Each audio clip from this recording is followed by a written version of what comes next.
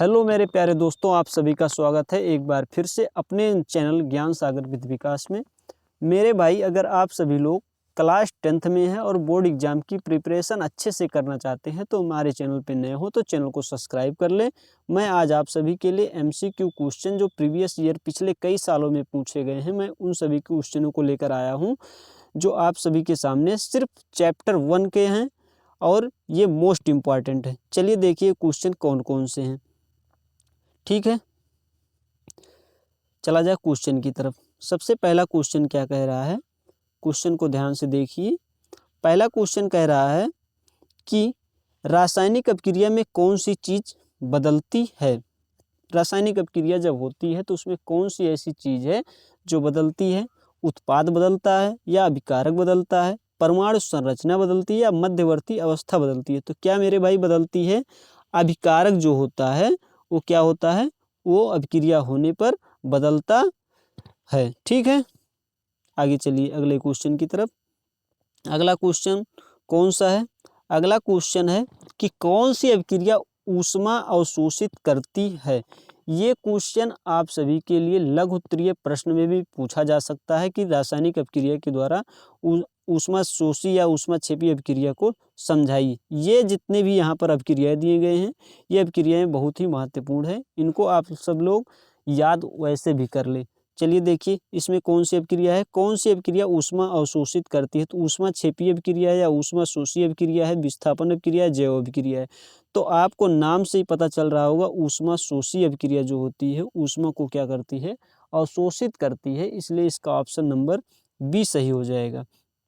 आगे चलिए question number 3, रासायनिक समीकरण को संतुलन क्यों आवश्यक है। तो रासायनिक समीकरण को संतुलन क्यों आवश्यक है, द्रव्यमान संधारण के लिए, ऊर्जा बचाने के लिए, या रासायनिक गुण बदलने के लिए, या प्रतिक्रिया को रोकने के लिए। तो मेरे भाई इसमें द्रव्यमान संधारण के लिए रासायनिक क्या है, रासायनिक अभिक्रिया को संतुलित करना जरूरी होता है। ठीक, क्वेश्चन नंबर 4 की तरफ चला जाए। क्वेश्चन नंबर 4 क्या कह रहा है, क्वेश्चन नंबर 4 कह रहा है निम्न में से कौन सी अभिक्रिया विस्थापन अभिक्रिया है। विस्थापन अभिक्रिया का मतलब सबसे पहले जानिए कि कोई ऐसा यौगिक या ऐसा तत्व जो किसी अन्य को प्रतिस्थापित करके उसका स्थान ले ले, उसी को कहते हैं विस्थापन अभिक्रिया। विस्थापन अभिक्रिया को ही प्रतिस्थापन अभिक्रिया कहते हैं। तो इसमें देखिए Zn plus CuSO4 gives out ZnSO4 plus Cu। तो इसी पहले रिएक्शन में देखिए कि Zn जो हो रहा है Cu का स्थान क्या कर रहा है, ले रहा है और Cu को विस्थापित कर दे रहा है यानी कॉपर को। तो इसमें सबसे पहले विस्थापन अभिक्रिया क्या हो जाएगी, ऑप्शन नंबर ए यानी Zn plus CuSO4 gives out ZnSO4 plus Cu। ठीक है, चलिए क्वेश्चन नंबर 5 की तरफ चलते हैं। क्वेश्चन नंबर 5 क्या कह रहा है, क्वेश्चन नंबर 5 कह रहा है रासायनिक अभिक्रिया एवं समीकरण को दर्शाने वाला प्रतीक क्या कहलाता है। तो एक बार से देखिए तो क्या कहलाता है, देखो ऑप्शन नंबर ए है समीकरण, सूत्र, क्रिया या गतिकी। तो क्या कहलाता है, रासायनिक अभिक्रिया एवं समीकरण को दर्शाने वाला प्रतीक कहलाता है समीकरण। चलिए क्वेश्चन नंबर 6 की तरफ चला जाए। क्वेश्चन नंबर 6 क्या कह रहा है, क्वेश्चन नंबर 6 क्या कह रहा है, क्या होता है जब, क्या होता है जब से कई प्रकार के एग्जाम में ऐसे भी क्वेश्चन पूछे जाते हैं। क्या होता है कि Zn को CuSO4 के साथ क्रिया कराई जाएगी तो क्या प्राप्त होगा, क्या होगा, इस टाइप के क्वेश्चन एग्जाम में आते हैं लघुत्तरीय में। ठीक, चलो देखते हैं ये क्वेश्चन क्या कह रहा है।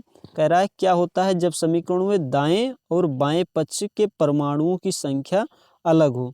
तो ऐसे में क्या होता है, संतुलित समीकरण क्या होता है, जब दोनों पक्ष में क्या होते हैं, परमाणु की संख्या बराबर होती है तो उसे कहते हैं समीकरण संतुलित है।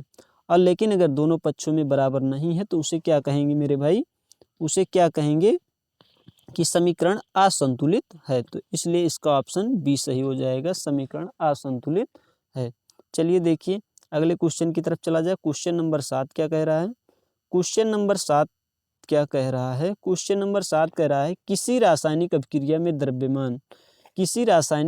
में द्रव्यमान संतुलित करने के लिए डैश का प्रयोग किया जाता है। किसका प्रयोग किया जाता है मेरे भाई, गुणांक का प्रयोग किया जाता है। ठीक, संतुलित करने के लिए किसका प्रयोग किया जाता है? गुणांक का प्रयोग किया जाता है। अगर आप लोग लॉन्ग टाइप के भी क्वेश्चन को जानना चाहते हैं, कौन सा इंपॉर्टेंट है, कौन सा इंपॉर्टेंट नहीं है, किस चैप्टर का लाना है, तो आप लोग कमेंट के माध्यम से बताएं, मैं उसके लिए एक अलग से वीडियो बना दूंगा। चलिए मेरे भाई क्वेश्चन नंबर 8 की तरफ चला जाए। क्वेश्चन नंबर 8 कह रहा है रासायनिक अभिक्रिया का समीकरण संतुलित करने के लिए किन्हें बराबर करना पड़ता है? तो दाएं बाएं परमाणु की संख्या को क्या करना पड़ता है? दाएं बाएं परमाणु की संख्या को क्या करना पड़ता है? बराबर करना पड़ता है, इसलिए ऑप्शन नंबर ए सही हो जाएगा। ठीक, आगे चला जाए क्वेश्चन नंबर 9 की तरफ। दहन अभिक्रिया में सामान्यतः उत्सर्जित होता है मेरे भाई। तो दहन जब होता है, जैसे मान लो किसी की दहन हो, जैसे आग कहीं जलाया जाए तो उसे कहते हैं दहन हो रहा है। तो उसमें से क्या क्या उत्सर्जित होता है?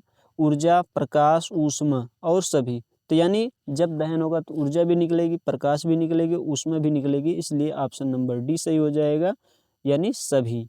ठीक, चलिए क्वेश्चन नंबर 9 की तरफ चला जाए। क्वेश्चन नंबर 10 की तरफ।